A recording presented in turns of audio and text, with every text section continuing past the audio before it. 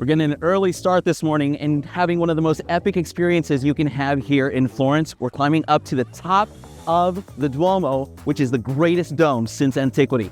Let's do this. Many people refer to Florence as the capital of European culture, and it's with good reason. Through scientific and artistic achievements, it became the birthplace of the modern Western world. Today, it's jam-packed with amazing sights, incredible food, and lots of beautiful experiences like this. I'm Angel Castellanos for the tour guide, and today I'm going to give you the formula of how to save time, skip the lines, and have an incredible trip right here in Florence.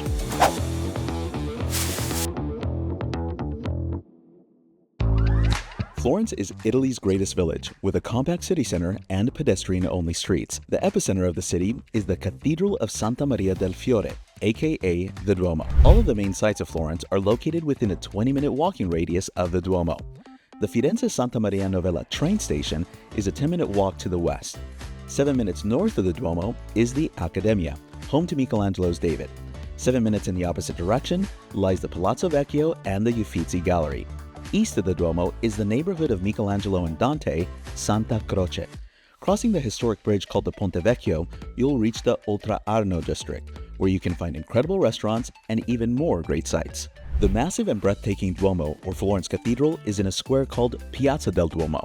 Within the square and next to the cathedral, there are sights to see that you don't want to miss.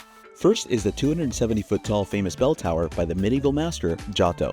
The baptistry is also in the piazza and should not be missed. The east doors of the baptistry are so special that Michelangelo famously called them the Gates of Paradise.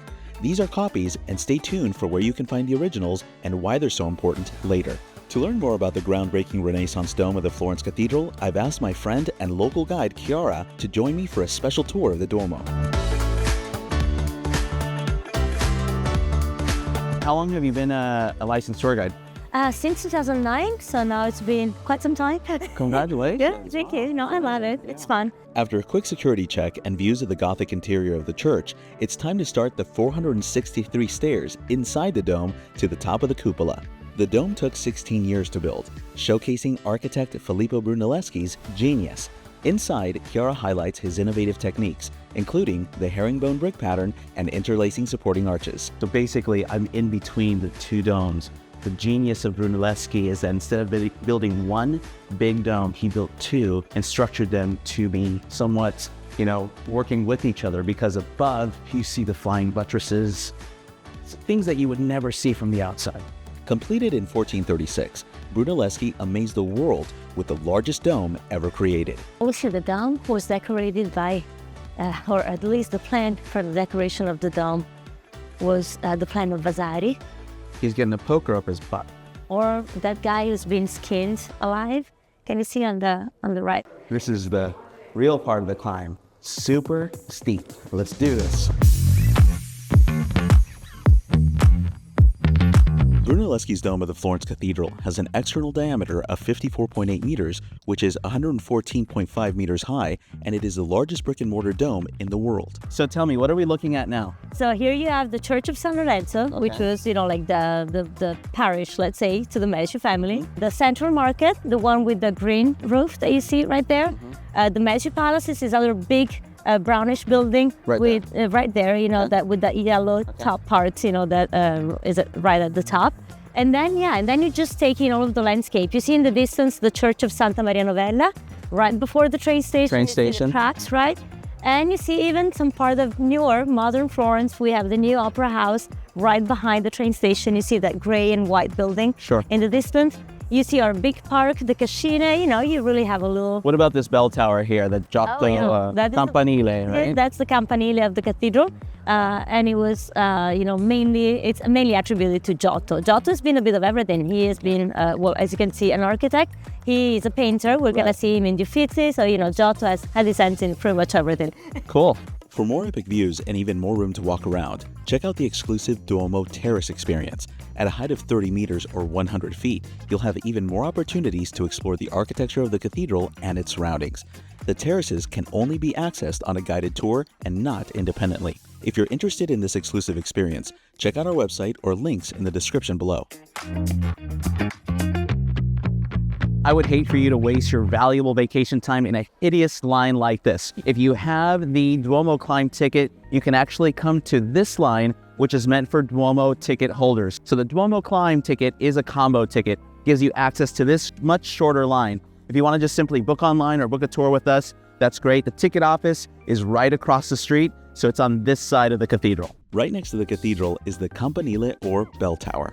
Construction started in 1334 by the influential architect and painter Giotto.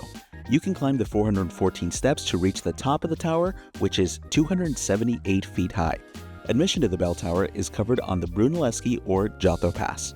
The Opera del Duomo Museum is located behind the cathedral and is where you'll find original treasures of the cathedral like the bronze doors by Ghiberti, statues by Donatello and Michelangelo, tools and models used by Brunelleschi, and even his death mask. This compact museum shouldn't take more than an hour to visit and is worth seeing after your cathedral experience. The Hall of Paradise is the first big room after the entrance. Here, you'll come face to face with the original doors of the baptistry that took Ghiberti more than 50 years to make. The feud that sparked the Renaissance began in 1401 when a citywide competition was held for the honor of building the doors of the baptistry. The two finalists, Lorenzo Ghiberti and Filippo Brunelleschi, would go down in history. Through his groundbreaking combination of science and art, Ghiberti won the competition and went on to create the doors of the baptistry, referred to by Michelangelo as the Gates of Paradise. Florence was home to the best and most influential sculptures of the Renaissance. The statues carved by Donatello for the bell tower are located inside this museum. Don't miss this evocative wooden statue of Mary Magdalene.